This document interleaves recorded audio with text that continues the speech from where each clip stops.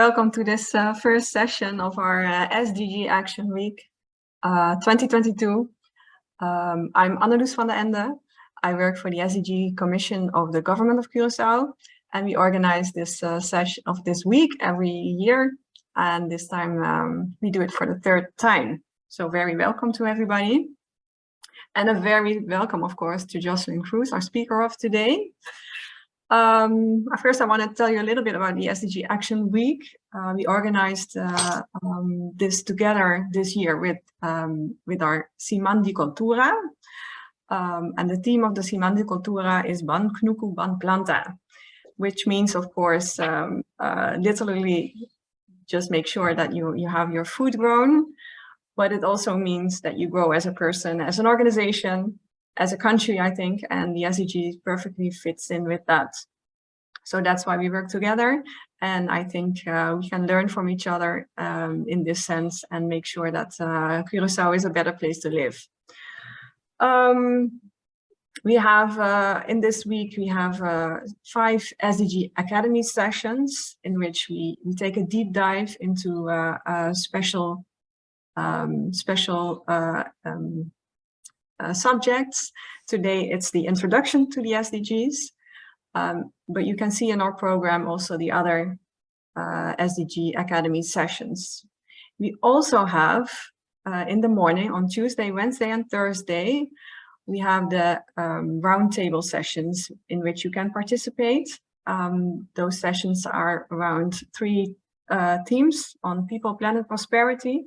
So please, if you want to join them, be my guest and make sure that you register on our Zoom link. Before I'm going to introduce our speaker of today, I'd like to have to do a poll on your knowledge on SDG, or if you have ever worked with the SDGs. So I'll do a short poll with you. Please enter. I'll launch the poll now. So, do you know if the SDG? What do you know of? Do you know what the SDGs are? As a person, have you ever heard from them? Very short poll, just to make sure what our public is. So I see 63% says yes, we already heard about the SDGs. 62%, 36%, 35% says no, we've never heard of the SDGs. Well, very good to know, and I'm very glad that you are all interested in the SDGs, and I think Jocelyn is gonna deliver a terrific job on explaining what the SDGs are. 70% says yes. Well, that's a lot. Yeah, so we have a good first impression on what's our public. Thank you for voting. I'm going to close the poll now. Very nice to hear from you all. Thank you. Okay, well, I'm going to introduce you, Jocelyn, because you're a very impressive speaker, I think. So I'm very happy that you could make your agenda free for joining us and giving this presentation. Well, she's absolutely an expert on the SDGs. She's working for the SDGs, I think, from the beginning. Well,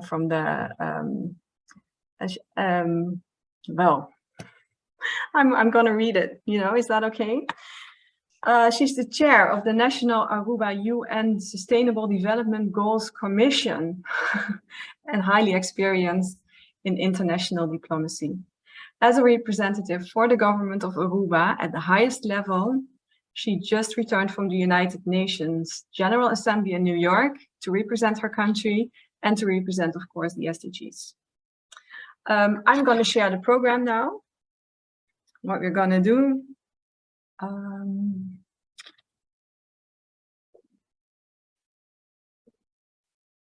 Share. So first I have, of course, the intro and the poll we already did. We have a keynote from Jocelyn, of course, and after that 15 minutes we have a Q&A session. So if you have any questions, put them in the chat box And I'll make sure that we have the questions at the end of the session, so Jocelyn can just give her presentation, and we can have maybe I invite you to speak, or maybe it depends a little bit on how much time we have. I think that's the program for today. It's very clean and simple. And I'm going to share my other screen now for the presentation of Jocelyn.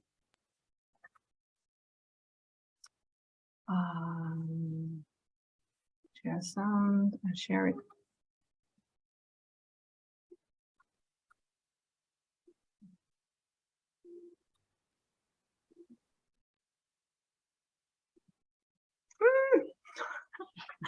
Oh, sorry, Jocelyn. I was checking my sounds. Yeah. Okay, I think this is the beginning, huh? Yeah, just the first one. Thank you. Thank you. I'll give the floor to you now, Jocelyn. Buen día, Turgende.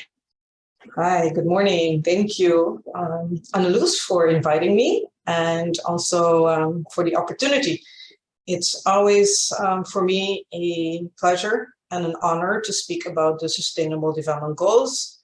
As Annaluz mentioned, actually, I've been involved in this since the adoption of the SDGs. I was actually had the honor of being at the United Nations when they were adopted in 2015, and received the mandate back then already from the then Prime Minister to work on this. And I've still been working on the SDGs as the chair of the National SDG Commission in Aruba for quite some years now. I see from the polling that the majority of you know what the SDGs are, but that there are 30% that don't know. So I will explain a bit then, go a bit back to the basics. And so Annaluz, I don't know if you can, if the first screen will come up. Yes, that's great. So you see, one of the first things we did was translate the SDGs into Nos Papiamento. So this is the one, the Aruba Papiamento. Already back in 2016, we did that. That was one of the first things. Okay, so what are the SDGs? I think, Annaluz, you said, you know, we all want to create a better world, right? And a better world for everybody to live on, correct? So I think we all strive for that. So better economic stability, you know, we want all to live, you know, preferably in a decent and good house. We want to live in an environment that is as nice as possible, you know, is green. And we also want to make sure that in case things don't go well, we have a social network that we can depend on, say bijstand of onderstand, you know, as we call it, or also that we have the Sociale Verzekeringsbank that helps us actually, right, to during times of difficulties, or as you say in Corona, that there are some funds there, correct? And also that, for instance, we live in a nice environment, right? That it's green as it can be, and that we live in environments that are not completely depleted. And also we want to make sure that as islands, you know, that our coasts are not destroyed, right? That we do not, or the hotels that we have, for instance, don't just disappear because of sea level rises, because our livelihoods depend on them as islands.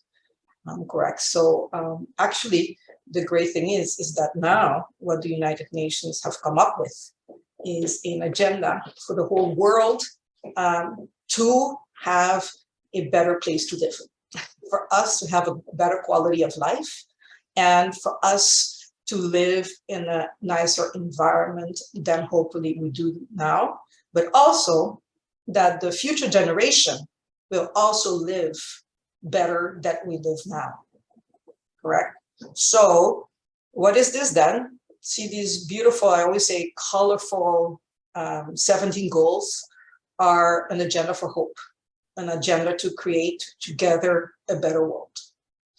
And it doesn't only depend on governments, even though governments, of course, have a great responsibility also in terms of making this forum work known, framework known, and also creating some conditions. But as I always say, it's not only governments that created the world that we live in today. It's also businesses. It's NGOs that can help us get better, but also every individual has its responsibility to create a better world. So as you see in 17, Alianza ng Palogra y Meta na, it's Alianza ng Internacional, but also Alianza ng Local. So it takes a whole community. It takes NGOs, it takes academia, and everybody to create a better world, to create a better quality of life where we leave no one behind. So you can see, if you look at the different SDGs, you can already see, for instance, that they are partitioned into what we call the different pillars. So let's say from 1 to 5 is what we call touching mostly the people pillar, right? So everything to do directly on human development. And then we also have our LIMPI, and all the way to, for instance, 11, 12, that has to do more with the economy, what we call prosperidad. And then we have also the ones that have to do more with the 13, 14, 15, actually also 12, that have to do with the medio ambiente, with our natural environment. And then we also have 16 that has to do with what we call the peace pillar, but that has to do with good governance as well. And 17 with strong statistical sciences and strong statistical backing, which is very important.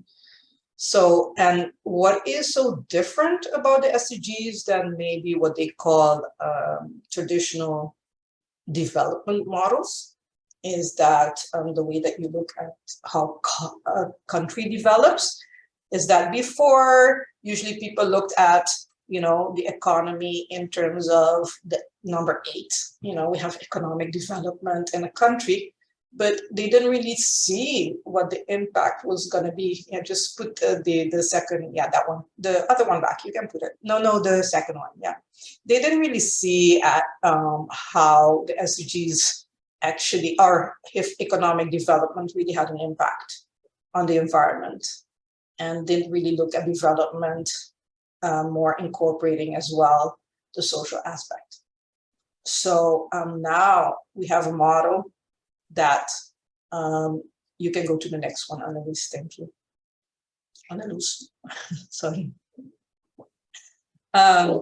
So, you know, that is more interconnected and really requires new technologies and new approaches to look at development. It's not the same thing, right? It's not just economic, but as I said, as number 1, you have the global goals that cover the social, economic, and environmental aspects to achieve the world we want.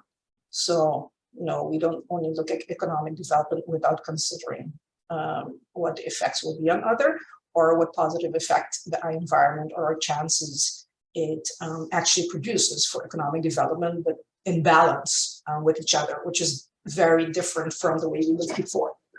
And then actually, I always say that it's basically a to-do list.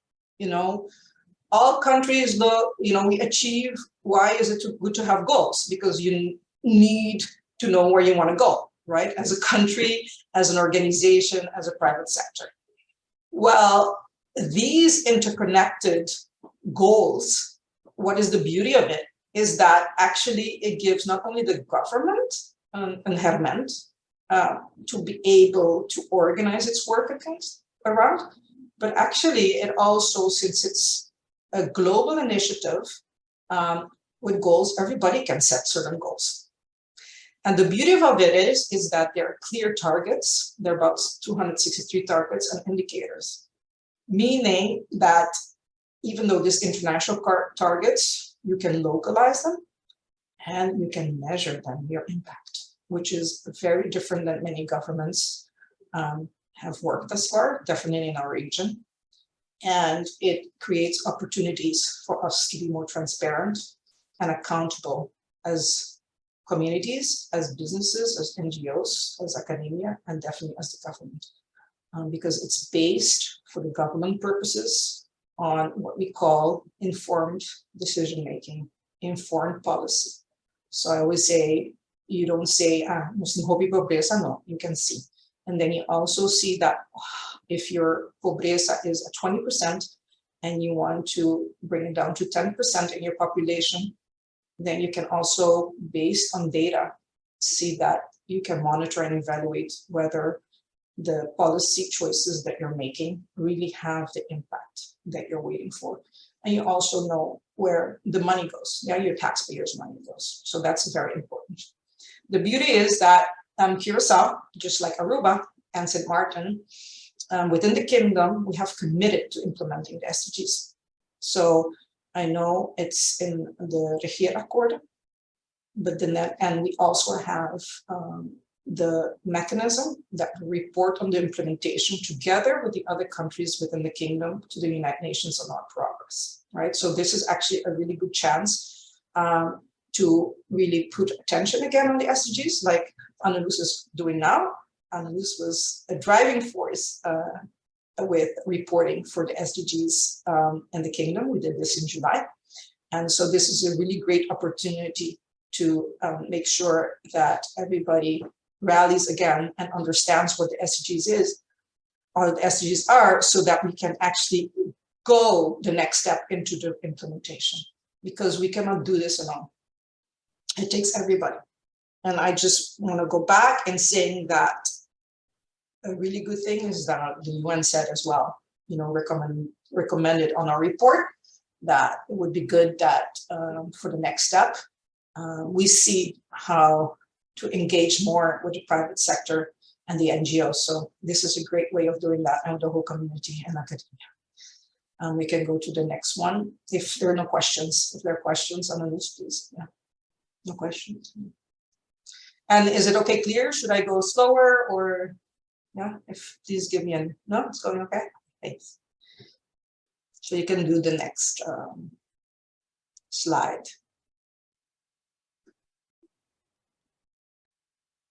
So I like as well, yeah, you can put in the next points as well. I like using as well the Rubik's Cubes, because as I said, the SDGs are actually interlinked and comprehensive and indivisible. So, and that's what I was saying from the beginning, right? You cannot only look at economic development without seeing what the impact is on the environment, right? So we're not gonna make a hotel in a protected area, supposedly, right? So you have to look at what the impact can be and how you can actually be creative in the way that you build things. So it is transformative, because before we didn't take this into consideration, right? So this is what the SDGs actually are all about, that we look at the way things impact. If we have certain policies in terms of developing a business, are we also looking to do it as green as possible? And how are our labor conditions? Are we employing more youth? If there's a lot of youth unemployment, do we have a negative effect on youth unemployment? Do we have a positive policy on hiring women, for instance? What are the conditions do we have policies in place, strategies in place as a business to, against sexual harassment on the workplace? So it's really helping you also to think, to create and create the conditions to treat everybody fairer and more equal and more just in all aspects of the working of a society, within government, within your organization. So that's very important. And it's comprehensive, so everything is included, right? And it's indivisible. You cannot do the correct thing without looking at the different aspects. And it's about leaving no one behind. What does that mean? Is that you look as well, mostly at the most vulnerable groups in your society. Very often, we don't think about it. Do we have access to wheelchairs in buildings, in government buildings, for instance, in our businesses? Are we really inclusive in the way that we develop policies to include everybody? Do we really think about, if we put down a building, what effects this has on the environment? Do we really feel that we are treating our workers just? Do we really know what impact we have on the environment by the actions that we take? Do we really think on our responsibility in upholding a clean environment? And the SDGs actually gives us a tool, a handleiding of doing that. And the beautiful thing about the SDGs is, as I see, I've been working for years and years, you have so many resources on how to do things, how to achieve things. Resources for NGOs, for the business sector called Global Compact, for academia. There's so many academic networks working with the SDGs. So there's nothing with more information, with more tool, no international framework that can help you actually create a better world at this point. I always say the United Nations is not perfect, but the great thing is that provides resources out there for everybody to be able to implement the SDGs with the purpose of creating a better world. It's not about the SDGs, it's about us. It's about creating the environment, the world that we want to live in, a better world for everybody. Annelies next. Annelies, I keep calling you Annelies, I'm sorry. As if we haven't known each other for a long time, sorry about that. Yeah, and actually that's really nice because, business as usual will not be sufficient, because if we keep on doing the same thing, we're not going to change. And we all know where we are now in this world, right? And we always strive, even though we think the world is really great, we all strive for something better, right? So it's about business as usual is not sufficient. We can do things better. We can do things better in the government. We can create more accountability. We can be more transparent in our government. We can show how the impact of our policy are. We can be more just and fairer as governments. And it's about creating shared values on a common path for development. And I always say the SDGs are a value-based initiative. They build on human rights as a backbone. And what it is if you want to measure your impact, you need to have the information, the numbers, the statistics to be able to measure and monitor and evaluate where you are. So again, being accountable about your actions and where you want to go. The next one. Stop moving.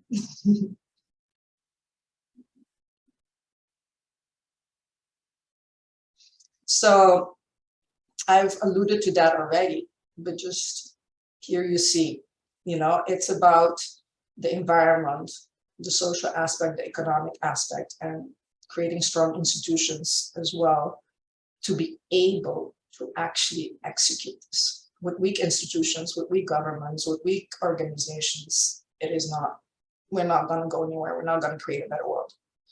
And it is, SDGs again, and that's the beautiful thing. It's a global plan of action to end poverty, protect planet, promote prosperity, and ensure peace for all. We're all in it together. Not one actor can say that, they can do it alone, because that's not true. Governments cannot do it alone. Businesses cannot do it alone. NGOs cannot do it alone. Academia cannot do it alone. We can only do it together. Next elements.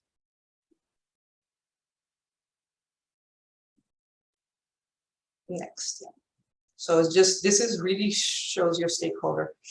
I just want to, because I think the biggest question that we all very often have, or skepticism, I'm just going to be very honest, comes from the private sector, And so here we have a quote from Paul Polman.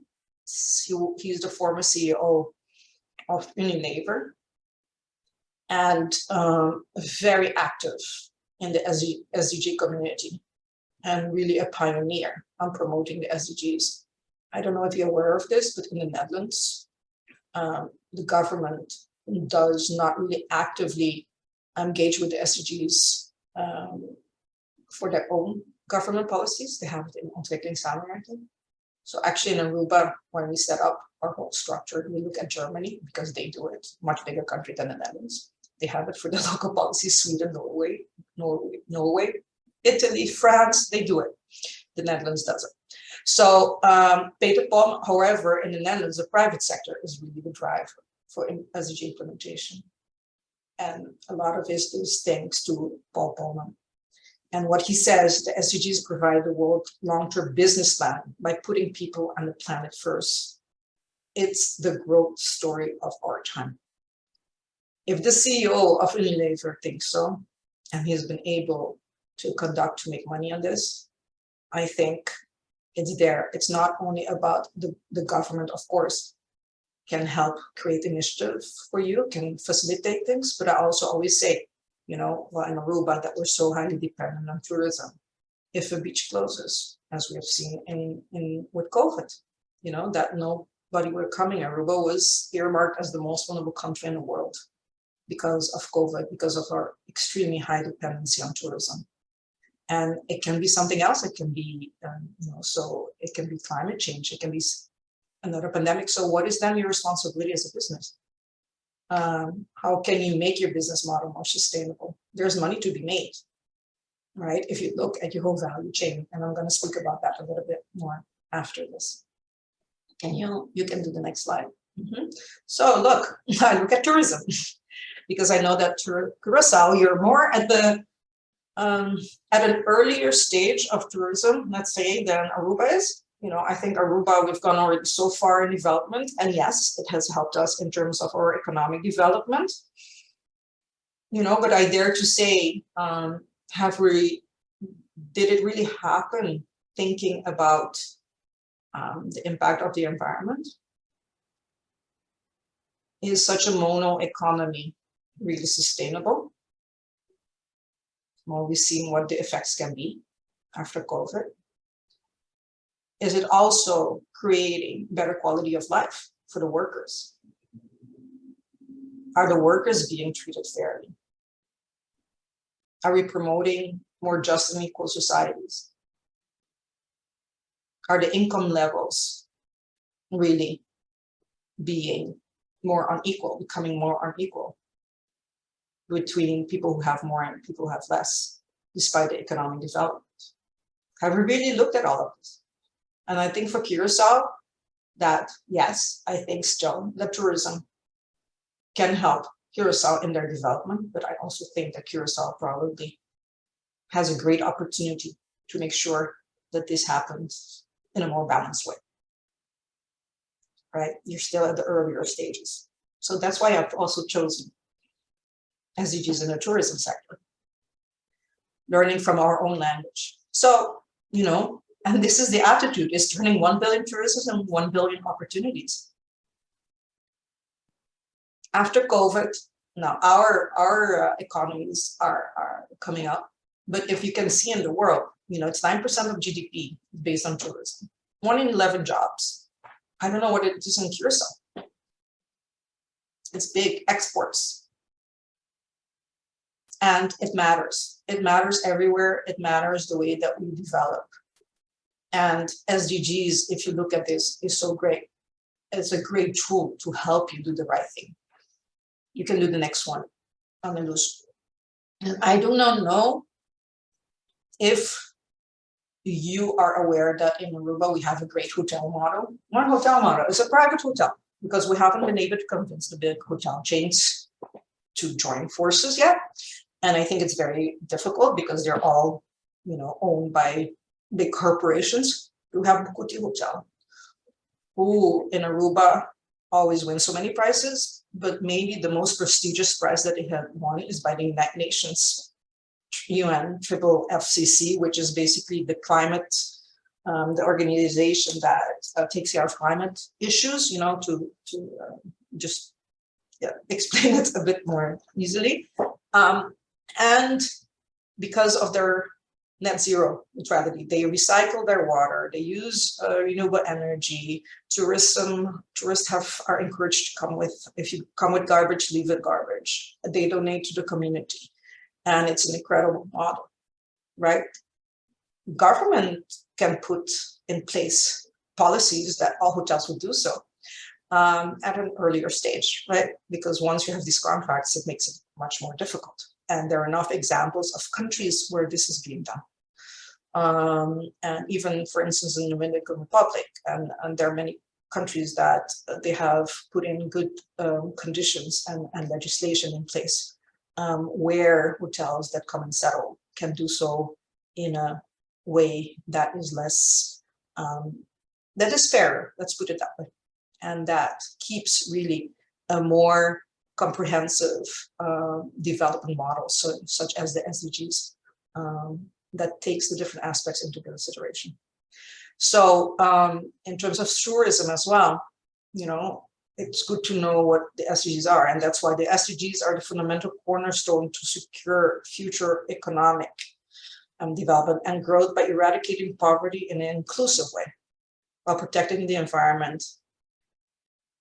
They offer the greatest economic opportunity and a driver for business strategies, innovation, and investment decisions. It makes business sense. So I think, you know, it's flipping around the way that we do things.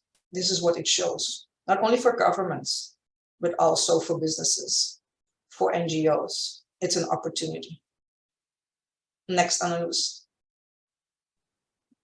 So if you see, for instance, for business, again, if you map the SDGs to your value chain, right? You look at what really increases your positive impact and what minimizes your negative impact. So how do you protect, right? So how do you make sure that you don't add, you know, to your water of whatever business you have doesn't directly go into the sea. Also that you recycle, and also that you have greener environments around you, and that you, for instance, absorb the water, right? But also that you have, so that you minimize that, but also that you have a positive impact, such as I was mentioning, you know, sexual harassment on the workplace, that you have fairer policies to reduce inequalities. And that as well, you know, for instance, you don't send polluting emissions into the environment, and that your people at work are treated decently, and also that you have great processes in place, right, for your governments, and also that you look at the impact, as I said, of your infrastructure. So it's along the way, you know, you look at the suppliers, the raw material, at how, you know, your products are coming in, where you buy your products from, where they come from, what impact they have, you know, how is the distribution done, the product use, and the end of life. It's really interesting. We had a lecture at the university this past Friday on SDG Flag Day, and we invited the CEO of our airport. And he was saying that, as we know, the airports are the biggest polluters, of course, in the world, as we all know. There's no doubt about that. But you have a choice, right, in your value chain. So what has he done? They're looking at what products they use at the airport, that they use recyclable material, right? So they really chose to link their strategic policy of the airport to the SDGs. So, and the whole value chain they're looking at. So in terms of using, they're looking at now as well on their whole, the fleet for the operations. So all the cars that take, you know, the luggage of the cargo, they're going over to electrical vehicles. The trucks that they use at the airports are going to be electrical. They have their, I don't know, for the ones who know Aruba, the parking lot is covered with solar panels. They're going to put additional solar panels on the rooftop. They also have social responsibility projects where they give to the community. They just executed a program where they had a competition for schools for the best sustainable project, where they gave a school 10,000 florins to be able to execute, and they put a solar panel on a school. They also look, so the product use, and they also look at slowly moving their whole operations to be more sustainable. So you have a choice. It is a polluting company, but they could just still opt for not doing anything, right? But they're opting to also increase certain sustainable models, both in terms of their social impact, but also in terms of their environmental impact. And what does it do? It also helps the workers. All the workers are in tune, and it's a big company. And they also challenge the workers to show how they're implementing this at work. And by working with schools, they also show the schools that this is serious and schools want to contribute. They want to be part of the competition, of winning the competition.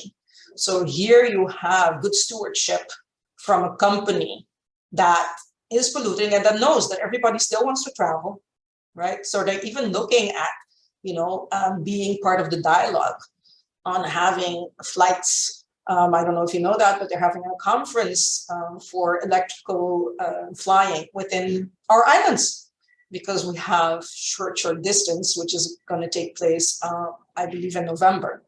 So if you go to Aruba Airport Authority website, you can sign up for this conference. And then they're also looking at the possibility of introducing some flights or working together to see, to get some aircrafts that come to Aruba on biological fuels. I don't know, I'm not an expert in this area. But why am I giving this example? I use this example because you have in the tourism industry, these are all tourism industry, we have the hotel, we have the airport. So these are choices, and they're still making money, right? So these are choices that as a company you can make. And they work with NGOs, and they work with schools, and they work with citizens, right, that are included. And this just shows that it doesn't only take the government, but it takes a whole community to make a change. Next.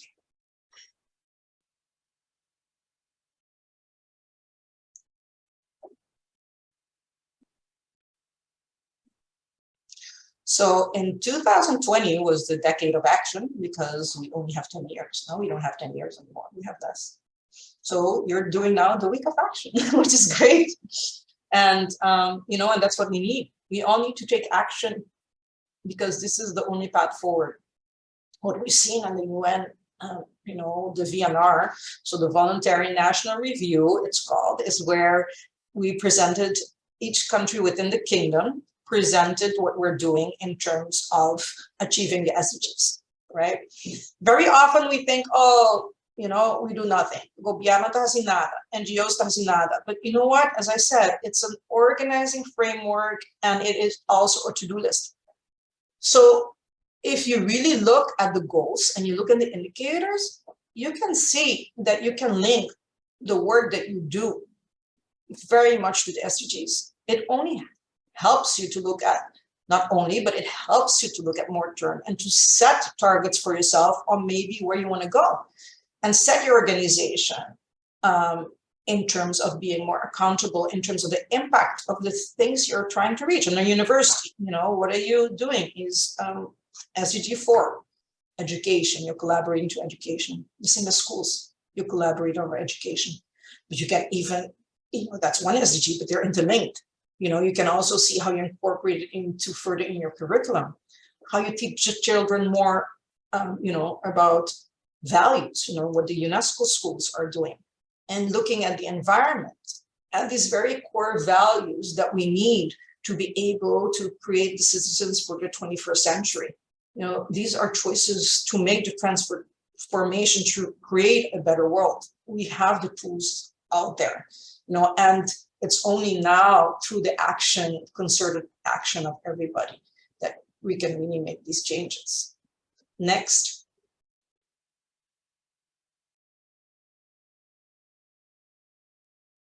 Oh, that was it. Okay. I just thought I had one more.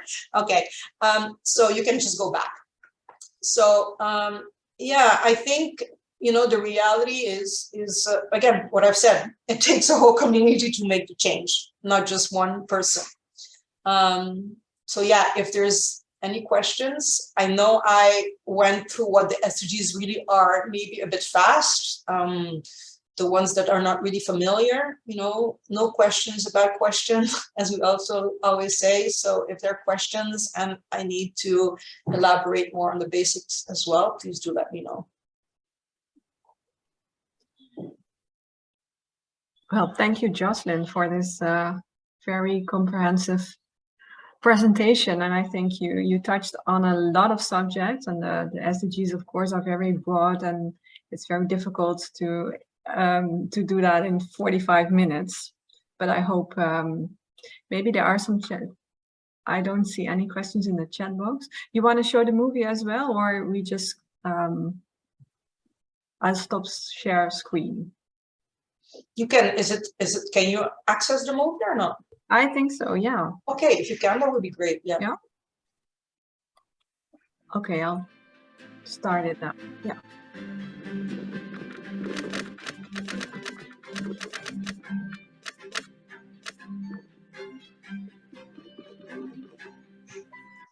Hey, hallo, kom bij. Kitingas. Hallo? Conta. Hey! Hey! País onde o mundo a une força para Crea melhor visão para nosso futuro. Passar arriba em meta de desenvolvimento sustentável de Nações Unidas. essa que tá uma visão de ser humano para ser humano. Para realizar a visão aqui, E nos precisa de boa ajuda. Ao mais que nunca, É importante para enfocar arriba em meta de desenvolvimento sustentável. para estabelecer I guess I didn't download that movie. fundeixe mais resiliente, forte e duradouro para nos Isla Aruba. vamos unir para criar melhor Aruba por meio de metas de desenvolvimento sustentável. Vamos viver em uma isla que mina nenhum gente mestre vive em pobreza. Vamos viver em uma isla que mina todo ser feminino tem oportunidade igual para alcançar as metas. Vamos viver em uma isla que ainda nos protege a vida de la mar. Vamos viver em uma isla que ainda nos reemplazar e reciclar o qual nos usa. Nós queremos viver em um planeta que mina com Aruba Conjuntamente com todo o país, Trabalhar junto para lograr as metas de desenvolvimento sustentável uma realidade. para unir o futuro.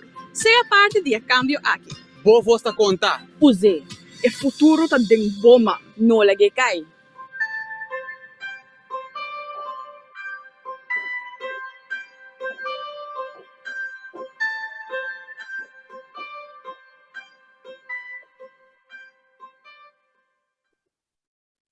So what that is that we have a program called SDG Young Voices. That this was the first pilot group that we had.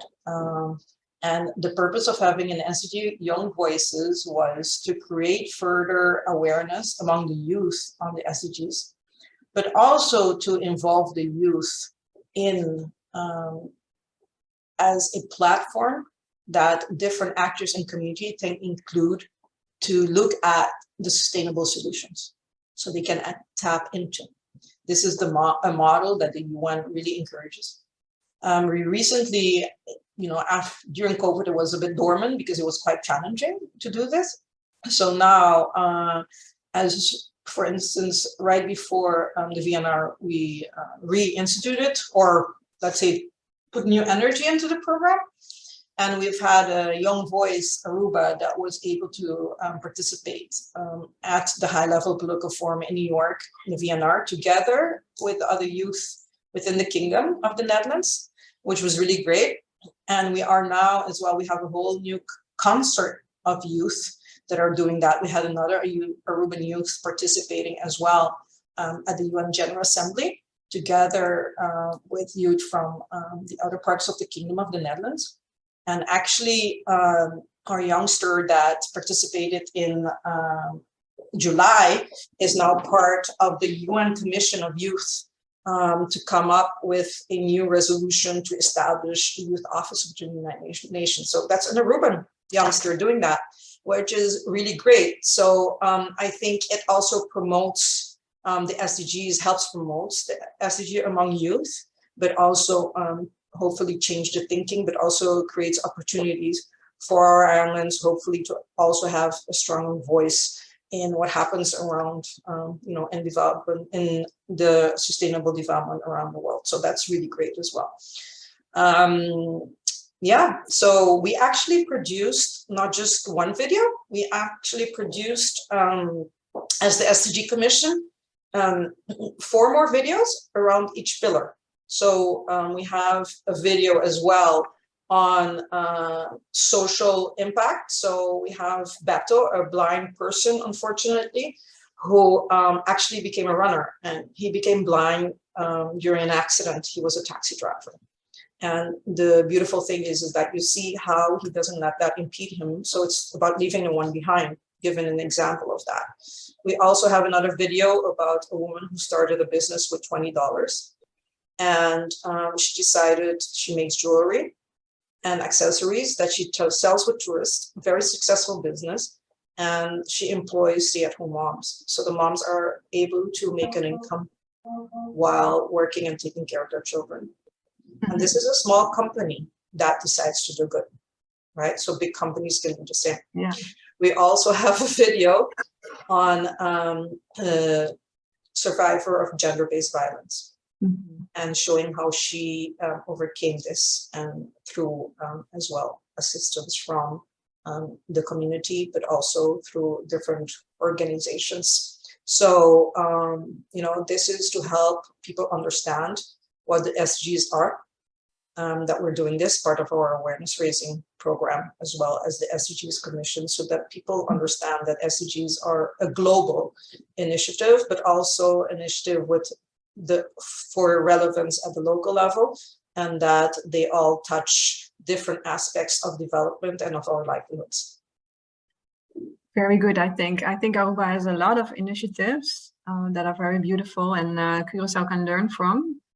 I think we on Curaçao also have some beautiful initiatives we shouldn't forget. You do. So we Definitely. do learn really, from each other, and we also work with Sint Maarten. So the 3 commissions are coming together regularly and discussing this. But well, that's on a governmental level, and we really should love if those initiatives can also be on other levels in private sector or on university level, or it doesn't matter which one, NGOs or just private initiatives. That's good as well. Yeah, I have some questions, Jocelyn, in the Q&A, and I also saw some hand raised. So I first want to go to the questions in the Q&A. Is that okay? Yeah, my first question. Oh, the first question is from Sigviania. I hope I pronounce your name right. For Curaçao, the laws are the biggest challenge. Do you have already people that can also help with this challenge? It's really a question for me, I think, but maybe the problem also exists in Aruba. Maybe you can, well, for Curaçao, it's a big challenge, the laws, they are, but I think also that if we depend all the actions we take on the laws only, so the existing of the laws, that we are not gonna have the society we want. So yes, we have a big challenge with laws, and I know that our department on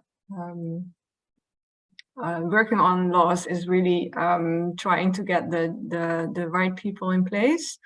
But I think that as a society and as a civil servant, but also as, I don't know what you are, but just part of society, you can take your steps and try to reach the goals already.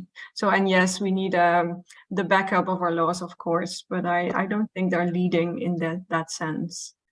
So if you, did I answer your question? Sikiana? Oh, you can only, I'm sorry, I'm doing everything at the same time. It's a little bit difficult for me. So I hope I answered your question, and otherwise please use the Q&A again. Jocelyn, you have that problem as well in Aruba or not? Oh, definitely, and development is not a linear process, it's a circular process, right? And you need different dimensions to be addressed. And legislation is, of course, crucial to achieve the right legislation. Having the right legislation in place is crucial to be able to achieve the SDGs. You know, one example is, for instance, for us to become party of the Paris Agreement on climate change. We need to be able to enact local legislation and action plans to be able to do that. But then again, our departments of legislations are always overstretched and don't always have the necessary knowledge per se, you know, because the expertise on environment could be a very specific. I'm just saying, maybe you have it, you know, I don't know, but just to give an example. You know, so yes, we all need this. So, but the SDGs again help you to know, okay, where do your priorities need to be if you really want to achieve the SDGs and creating better communities. So it kind of like gives you a compass to facilitate you and putting priorities as well. Yes, thank you. I think so as well. Yeah, it's a compass. I also have another question from Julian. He says, thank you for the wonderful presentation. I'm convinced that that SDG give us a powerful roadmap and toolset for a better world. I think also there are many initiatives around SDGs, which is good. I'm wondering, is there a kind of national portfolio mechanism to monitor the national progress? And also, are all initiatives being coordinated? Well, I can answer that question, of course, for Curaçao. I think there is the progress measurement of the whole nation of Curaçao and of the kingdom that is in the VNR. I think Jocelyn mentioned that in her presentation. So you try to use the indicators that are part of all the goals to measure your progress. So that's what you do. And we also have a local agenda with local indicators that also measure progress. So I think that's the mechanism we use in Curaçao. And the coordination of all initiatives, I really hope that is not possible. I really hope that there are so many initiatives that we are not able to coordinate it, because I think coordination just makes it more bureaucratic. And I think there are a lot of initiatives within NGOs or within barrios, I don't know where, on schools, that are very beautiful and can be better executed without coordination from the government or another institution or body. So that's what I would say. And maybe Jocelyn can elaborate on the Aruba situation. I completely agree with you. I mean, the only thing that we can do from a government is monitor our own initiatives from the government. You know, it's and also you can see a bit coordinate with your partners to see what they're doing. And that's what we try to do. We have a website where we also invite people to share their best practices, because I think it also encourages others to follow the example.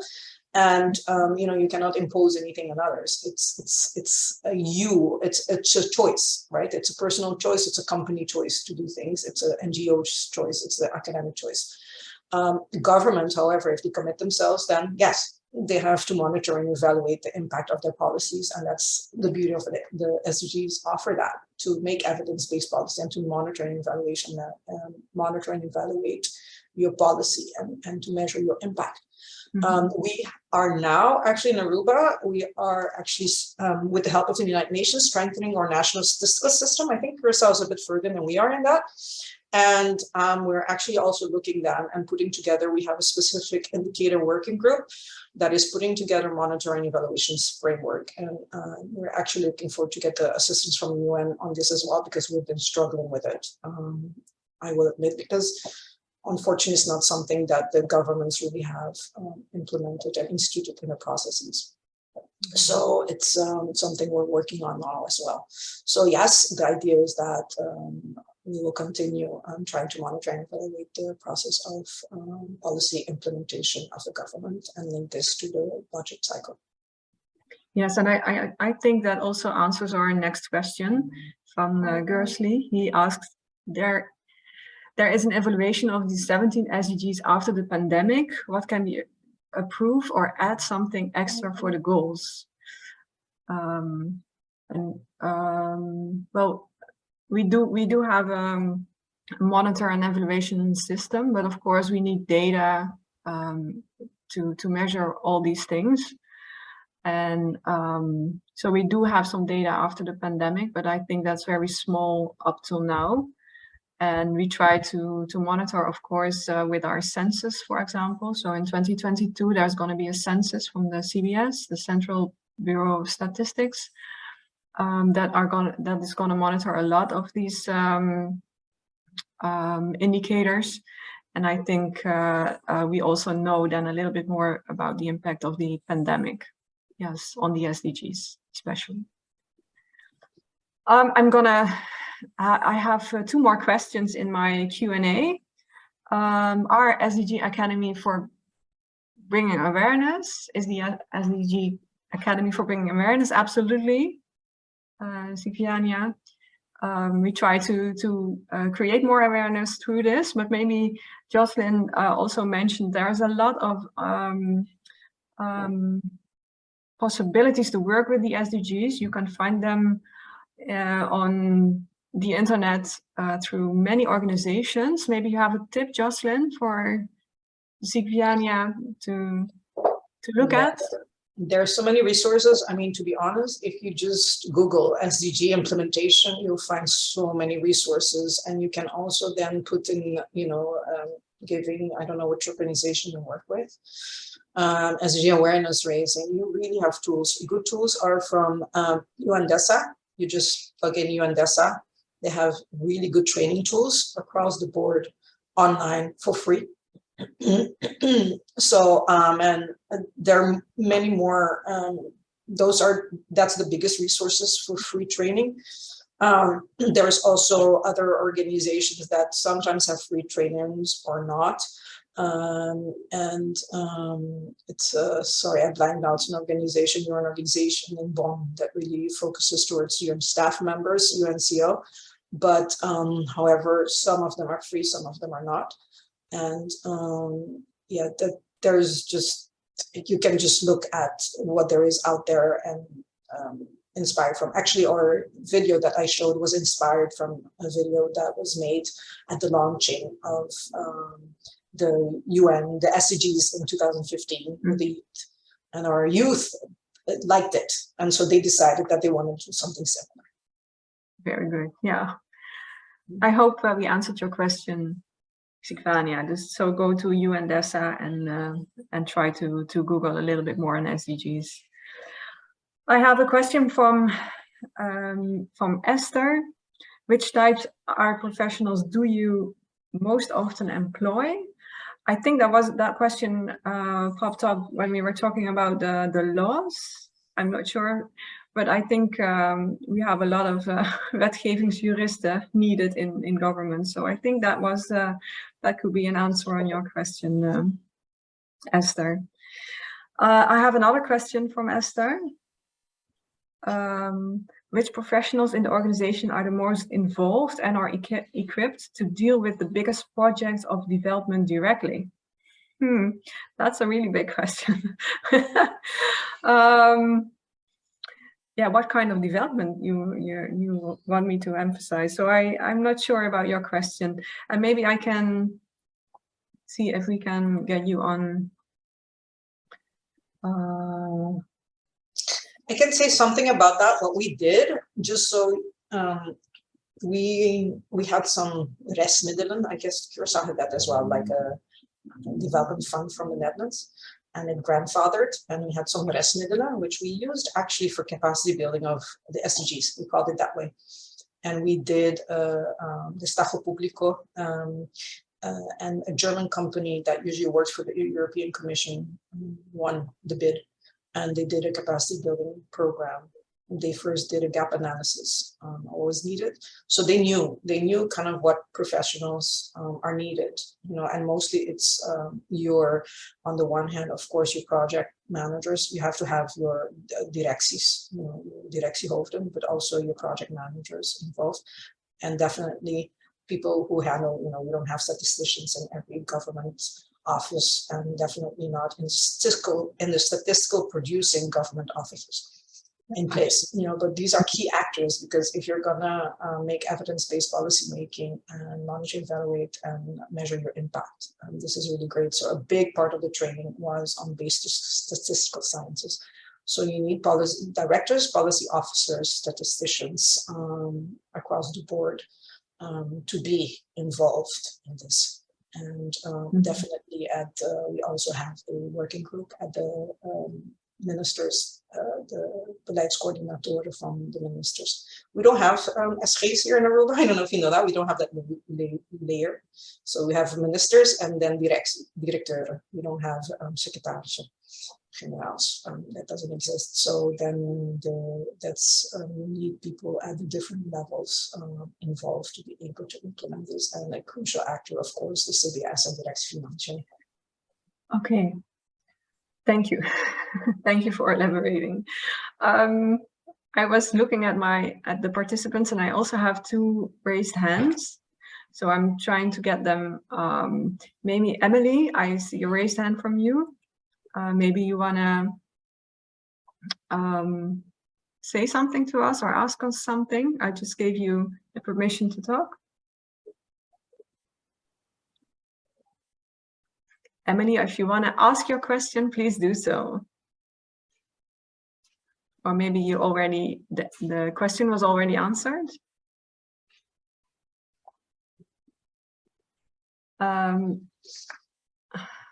Okay.